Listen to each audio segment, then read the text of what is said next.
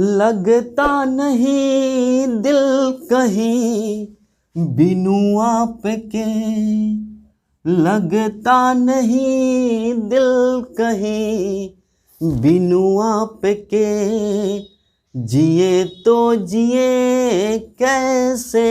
Hello नमस्कार good morning मेरे जिगर के टुकड़ों, आप सभी का GSGL 2.0 में दिल खोल कर स्वागत है। ऐ मेरे दोस्त, हो चुका आगाज रन का युग बदलने की तैयारी। जी हाँ दोस्तों, हो चुका आगाज रन का युग बदलने की तैयारी, जीत उसी की होगी जिसका संघर्ष हो जारी। जी हाँ दोस्तों, आज मैं अपना YouTube चैनल GSGL 2.0 पर एक बहुत ही गुड न्यूज इन्फॉर्मेशन लेके आप लोगों के बीच आया हूं। जैसा कि आप लोग थंबनेल में देख सकते हैं, जो वे हमारे बंधु भाई मित्र दोस्त बहन जो अपना कैरियर टीचिंग के फील्ड में बनाना चाह रहे हैं, उसके लिए यह जो आज का वीडियो बहुत ही बेनिफिशियल होगा। क्योंकि अगर आपको टीचर बनना है तो आपकी प्रथम प्राथमिकता है कि आप कम से कम या तो DLED या BEd की डिग्री आपके पास होनी ही चाहिए। तभी आप जो है मान्यता प्राप्त कोई भी सरकारी स्कूल हो, प्राइवेट स्कूल हो या कहीं पे भी आप पढ़ाने योग्य हैं। आप में कितना भी क्वालिटी पढ़ाने का हो कोई बात नहीं है, लेकिन आपको हमारी जो सरकार है उसके अकॉर्डिंग भी चलना होगा, तभी आप एक योग्य शिक्षक कहलाएंगे। तो उसी सिलसिला को जानकारी को मैं आप लोगों को बढ़ाने का कोशिश करूंगा।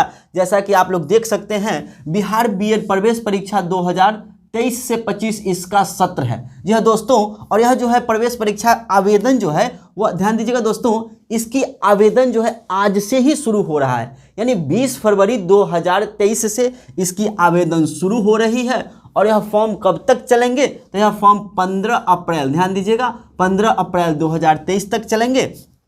और जब यह फॉर्म आप भर लेंगे, कंप्लीट हो जाएगा, तो इसका एक कंपटीशन होगा, यानी इसकी एक परीक्षा होगी। इसका परीक्षा होगा जिसका एडमिट कार्ड जो है वह 16 मार्च से 20 मार्च के बीच में किसी भी दिन आपको ऑनलाइन के माध्यम से वेबसाइट पर उपलब्ध करा दिया जाएगा। और यह परीक्षा जो है, परीक्षा की तिथि जो 8 अप्रैल, ध्यान दीजिएगा दोस्तों, 8 अप्रैल 2023 को यानी शनिवार को यह परीक्षा आप लोगों को आयोजित की जाएगी। अगर अब आपके मन में विचार आ रहा होगा कि अच्छा ये BEd करने के लिए कुछ ना कुछ तो योग्यता होनी चाहिए, क्वालिफिकेशन होनी चाहिए, तो मैं उस बिंदु पे अब आता हूँ। ध्यान दीजिए इधर दोस्तों, अगर आप किसी भी विषय से, ध्यान दीजिए, किसी भी विषय से सिंपल आप स्नातक पास है, कहने का मतलब आप ग्रेजुएट हैं, तो यह फॉर्म भर सकते हैं। जिसमें एक थोड़ा सा कंडीशन लगाया गया है, अगर आप साइंस स्ट्रीम से स्नातक किए हुए हैं, यानी कि आप जो है साइंस से स्नातक किए हैं, तो आपके लिए ध्यान दीजिएगा थोड़ा सा, अगर आप साइंस से स्नातक किए हैं तो आपके जो मार्क्स होते हैं, जो अंक पत्र है, वह मिनिमम 55%। ध्यान दीजिए दोस्तों, अगर आप साइंस से स्नातक हैं तो आपको मिनिमम 55%, अर्थात आपके मार्क्स जो हैं मार्कशीट में 440 अंक यानी 440 अंक होनी चाहिए। अगर अदरवाइज अगर आप आर्ट स्ट्रीम से अगर आप ग्रेजुएशन किए हुए हैं तो आपको मिनिमम मार्क्स जो है 50%, अर्थात 400 मार्क्स आपके अंक पत्र में होने चाहिए, तभी आप जो है इस फॉर्म को भर सकते हैं। लेकिन दोस्तों, जैसा कि आप लोग जानते हैं, आप बिहार में हैं और बिहार की प्रतियोगिता परीक्षा दे रहे हैं, तो थोड़ा सा मार्क्स अगर आपका 1-2 नंबर ऊपर नीचे है तो भी आप इस फॉर्म को जरूर भरें। अगर मैं इसकी एज क्राइटेरिया की बात करूं, एज क्वालिफिकेशन, यह दोस्तों इस फॉर्म को भरने के लिए एज जो है 0 वर्ष से लेके और जब तक आप जिंदा हैं, यानी इसका ना तो मिनिमम क्वालिफिकेशन डिफाइंड किया गया है और ना ही मैक्सिमम क्वालिफिकेशन डिफाइंड किया गया है। आप किसी भी उम्र के हों, या तो 30 साल, 25 साल, 35 साल, 40 साल, 50 साल, किसी भी उम्र से आप बिलोंग करते हैं, आप इस परीक्षा को दे सकते हैं। लेकिन आपको मैं यह बता दूं कि जब तक आप ग्रेजुएशन नहीं कंप्लीट करेंगे तब तक यह फॉर्म आप नहीं भर सकते हैं। अगर मैं बात करूं, अगर फॉर्म भरने के लिए आपको क्या क्या चीज़ें की ज़रूरत होगी, तो सिंपली आपको मैट्रिक का अंक पत्र लेना पड़ेगा, उसके बाद इंटर का भी अंक पत्र चाहिए, स्नातक का भी अंक पत्र चाहिए। अगर आप स्नातक से आगे की भी पढ़ाई कर चुके हैं, जिसको स्नातकोत्तर बोला जाता है, यानी PG UG की भी पढ़ाई कर चुके हैं, तो वे सारे अंक पत्र आपको ज़रूरत होंगे। ऐसा नहीं है कि आप जो है अपीयरिंग पर इस फॉर्म को भर सकते हैं। इसके अलावे दोस्तों, ये सारे अंक पत्र के अलावे, चूंकि ये सभी जो अंक पत्र हैं ये आपको फॉर्म भरते वक्त डाउनलोड करना पड़ेगा। इसके अलावे अगर आप बिहार से निवासी हैं, यानी बिहार के आप मूल निवासी हैं, वैसे यह फॉर्म बिहार के बाहर के भी लोग भर सकते हैं। लेकिन विशेष रूप से अगर आप बिहार के मूल निवासी हैं तो आपको आवासीय प्रमाण पत्र की ज़रूरत होगी। जी हाँ दोस्तों, आवासीय प्रमाण पत्र के अलावे आप जिस भी कैटेगरी से बिलोंग करते हैं, चाहे वो ABC OBC हो, EBC हो, EWS हो, या फिर आप SC हो, ST हो, कोई भी कैटेगरी से आप बिलोंग करते हैं, उस प्रमाण पत्र को आपकी ज़रूरत पड़ेगी, ताकि आप तभी बिना प्रमाण पत्र के आप इसका लाभ नहीं ले सकते हैं। इसीलिए आपको यह फॉर्म भरते समय इस प्रमाण पत्र की ज़रूरत पड़ेगी। और जैसा कि आप लोग जानते हैं, आपको एड्रेस की ज़रूरत पड़ेगी, आपका एक फ़ोटो चाहिए और आपका सिग्नेचर चाहिए, और आप इस तरह से इस फॉर्म को फिल कर सकते हैं। नेक्स्ट आते हैं हम लोग, अगर आप इस फॉर्म को भरना चाहते हैं तो आपके मन में विचार आ रहा होगा, अच्छा सर ये तो फॉर्म तो हम भर सकते हैं, लेकिन इसमें पैसा कितना लगेगा। तो मैं उस बिंदु पे अब डिस्कस करूं। अगर आप सामान्य श्रेणी से हैं, यानी कि आप जनरल कैटेगरी के स्टूडेंट्स हैं, तो आपके लिए 1000 रुपीज़ यानी कि 1000 रुपये आपको पे करने पड़ेंगे। अगर आप दिव्यांग हैं, पिछड़ा वर्ग से हैं, महिला हैं, या आप किसी भी कैटेगरी जैसे OBC हो गए या EWS हो गए, या कोई भी महिला हुआ जनरल का हो, तो उसके लिए आपको जो है 750 रुपये पे करने पड़ेंगे। अगर आप अनुसूचित जाति या अनुसूचित जनजाति हैं, यानी कि SC ST से बिलोंग करते हैं, तो आपको 500 रुपीज़ यानी कि 500 रुपये पे करना पड़ेगा। इतना सब करने के बाद अब आपको मन में आएगा कि अच्छा सर ये सब तो हो गया, लेकिन एग्जाम में किस टाइप के क्वेश्चंस आएंगे, क्या क्या इसका क्राइटेरिया है, क्या कट ऑफ हो सकता है, मैं उस पर डिस्कस करूं। अब यहाँ पे ध्यान दीजिए दोस्तों, यहाँ लिखा हुआ है परीक्षा का प्रारूप, यानी कि जब ये सारे क्राइटेरिया आप फुलफिल कर लेंगे तो आपकी जो एग्ज़ाम होगी 8 अप्रैल को, उसमें 120 कुल प्रश्न आएंगे। यह दोस्तों कुल प्रश्नों की संख्या जो है वह 120 होने वाली है, और ये सारे प्रश्न जो है बहुविकल्पिक होंगे। कहने का मतलब एक प्रश्न के लिए आपको 4 ऑप्शन दिए जाएंगे, 1 2 3 4, और इस 4 में से कोई ना कोई एक आंसर सही होगा, जिसको आपको OMR शीट पे कलर करना पड़ेगा ब्लू या ब्लैक पेन से। और दोस्तों इस 120 प्रश्न के लिए आपको 120 मार्क्स का भी निर्धारण किया गया है।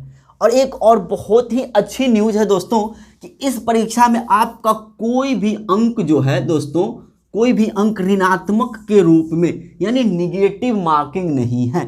ये मेरा कहने का मूल उद्देश्य है कि आप इस परीक्षा का फॉर्म भरें, इसका एग्ज़ाम दें और कुल 120 प्रश्न को हल करें, क्योंकि इसमें निगेटिव मार्किंग ऐसा कोई प्रावधान नहीं है। अगर मैं बात करूं समय की, जी हाँ दोस्तों, अगर आप बीएड में समय यानी एग्ज़ाम का समय की बात करें तो कुल 2 घंटे यानी कि 120 प्रश्न को हल करने के लिए आपको 120 मिनट का समय दिया जाएगा। दोस्तों अगर मैं बात करूं कि प्रवेश परीक्षा का प्रारूप, यानी कि जो आप फॉर्म भरेंगे जिसका 120 प्रश्न को आप सॉल्व करेंगे, तो उसमें से किस किस टॉपिक से कहां कहां से क्वेश्चंस आते हैं, तो उसको आप थोड़ा ध्यान दीजिए इधर। सामान्य हिंदी, जी हाँ दोस्तों, या तो आप हिंदी ले सकते हैं या संस्कृत ले सकते हैं, जिसके लिए कुल 15 प्रश्न आपको क्वेश्चंस में आएंगे और उसके लिए 15 अंक का निर्धारण किया गया है।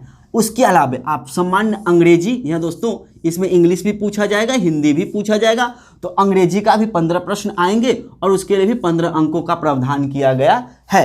अगर मैं रीजनिंग प्लस गणित की बात करूं, रीजनिंग और गणित को मिला के यानी मैथमेटिक्स को मिला के कुल 25 प्रश्न आने वाले हैं और इसके लिए आपको 25 अंकों का प्रावधान है।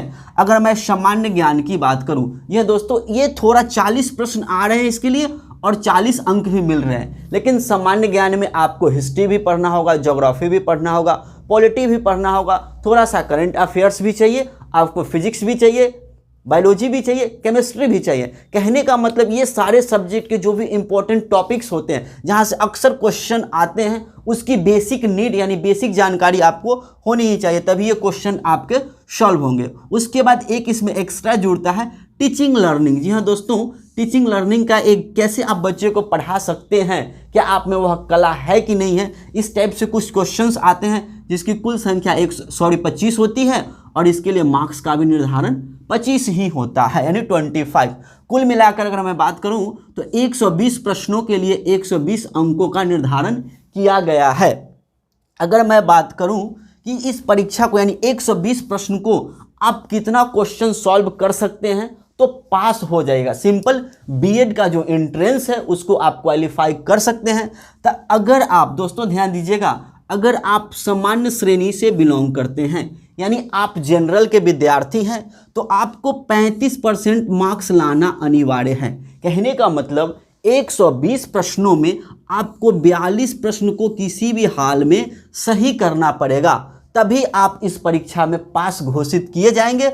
अदरवाइज अगर आप जनरल के अलावा किसी भी स्ट्रीम के बच्चे हैं, ओबीसी है, ईडब्ल्यूएस है, एससी है, एसटी है, दिव्यांग है, महिला है, कुछ भी हैं, तो उसके लिए आपको 30% अंक लाने ही होंगे। जी दोस्तों, 30% का मतलब है 36 अंक। 36 अंक अगर आप 120 में से सही लाते हैं तो आप इस परीक्षा में उत्तीर्ण घोषित किए जाएंगे। अगर मैं बात करूं कि इस परीक्षा में कुल सीटों को आवंटन यानी 2023 से 25 सेशन में कितना किया गया है, तो कुल मिलाकर यानी कि 14 विश्वविद्यालयों में, यह दोस्तों 14 यूनिवर्सिटी को मिलाकर जिसके अधीन जो है 343 कॉलेज आते हैं, उसको अगर सारे सीट को काउंट किया जाए तो यहाँ पे 37,500 यानी इतना 37,500 सीटों का आवंटन किया गया है, जिसमें से लगभग 1500 या दोस्तों 1500 सीट जो है सरकारी कॉलेज, इसमें थोड़ा सा कम बेसी भी हो सकता है। जो सरकारी कॉलेज हैं उसमें थोड़ा सा कम बेसी इसका सीट हो सकता है, ये निर्धारण किया गया है। अब आपको मन में प्रश्न आ रहा होगा कि ये सरकारी कॉलेज यानी कि सरकारी कॉलेज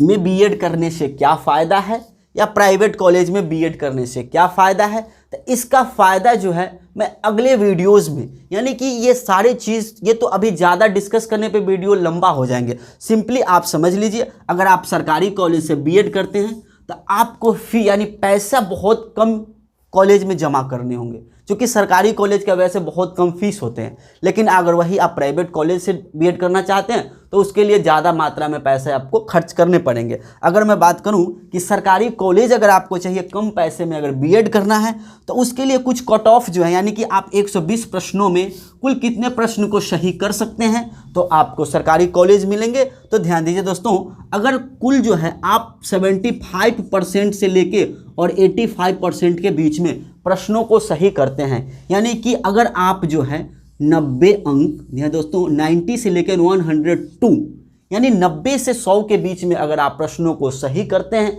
तो निश्चित रूप से आपको कोई ना कोई गवर्नमेंट कॉलेज यानी कि सरकारी जो कॉलेज है जिसमें आपका बीएड का दाखिला हो सकता है। अगर मैंने 90 की बात की तो ऐसा नहीं है कि एग्जैक्ट 90 ही हो, क्योंकि इसमें आप 5 नंबर प्लस या माइनस कर सकते हैं। हो सकता है 5 नंबर बढ़ भी जाए, 5 नंबर घट भी जाए। उसी तरह से अगर मैक्सिमम की बात करें तो 102 यानी 102 में हो सकता है 107 भी हो जाए, या फिर आपको 95, 96, 93 भी हो सकते हैं। तो यह जो जानकारी आज मैंने आप लोगों को दिया, यह बहुत ही इम्पोर्टेंट जानकारी था। ऐसा हमें लगा कि मैं आप लोगों को यह जानकारी दूं दोस्तों। इसीलिए कहा जाता है कि ना संघर्ष ना तकलीफ, यह दोस्तों ना संघर्ष ना तकलीफ तो क्या खाक मजा है जीने में, बड़े बड़े तूफान थम जाते हैं जब आग लगी हो सीने में। दोस्तों यह वीडियो आप लोगों को मैं यहीं पे समाप्त करने का कोशिश कर रहा हूं, क्योंकि इससे संबंधित अगर आपके मन में नेक्स्ट क्वेश्चन है, ये जो आपने हमें बताया कि इतने इतने प्रश्न जो है यहाँ से आने वाले हैं, तो मैं आप लोगों को बता दूं ये सारे टॉपिक्स जो हैं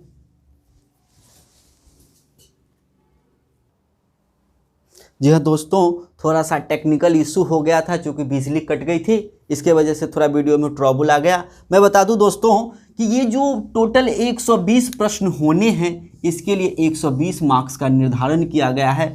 तो मैं अपने इस चैनल GSGL 2.0 यूट्यूब चैनल पे मैं पहले 2-3 साल का जो है इसका प्रीवियस ईयर क्वेश्चन को डिस्कस करूंगा और उसको मैं समझाने का कोशिश करूंगा। और इसी के अकॉर्डिंग यानी अभी हमारे पास लगभग 2 महीने का समय है, मेरे पास 2 महीने का समय है, और इस 2 महीने में मैं अपने इस चैनल पे रेगुलर वीडियोस डालने का कोशिश करूंगा ताकि आपको कम समय में इस सारे टॉपिक्स के बारे में जानकारी हो सके। तो मैं उम्मीद करता हूं कि यह सारे वीडियोस या सारे इन्फॉर्मेशन आपको अच्छे लगे होंगे। अगर आपको यह वीडियो अच्छा लगा है तो आप ज़रूर से ज़रूर इस वीडियो में कमेंट करें और अपना सजेशन हमें कमेंट के माध्यम से भेजें, ताकि मैं इस पे अगले जो वीडियोस आने वाले हैं ये सिलेबस से रिलेटेड मैं जल्द आपको प्रोवाइड करूं। तब तक के लिए थैंक यू, जय हिंद, अपना ख्याल रखिएगा।